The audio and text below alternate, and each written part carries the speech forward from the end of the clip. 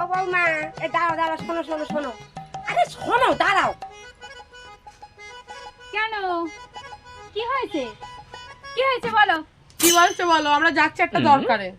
কালকে তোমার রান্না বান্না কেউ করু না, তাই আমি বলছি ওই ঢাবরদার বাড়ি ওই মায়ের পুজো আছে। ও মা, তা কালকে হচ্ছে ঢাবলদের বাড়ি কোন মায়ের পুজো? হ্যাঁ, কোন মা? আর বলু না বৌমা, সে আর তোমার কি বলবো, ওই হাঁড়ির তলায় যা থাকে না, ওই মায়ের পুজো। তা ওইরকম করে বলার কি দরকার? কেন, মা কালী বলতে পারছো না? ঠাকুরের লোকে মাথায় তুলি রাখে। আরে কি বলছো তুমি?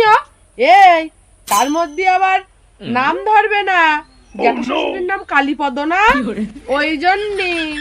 কেন, নাম ধরলে কি হয়? দাদা বলতেও তো পারো না। ভাসুর যা দাদা তাই তো। হ্যাঁ, তোমাদের মতন যুগ আমাদের ছিল না।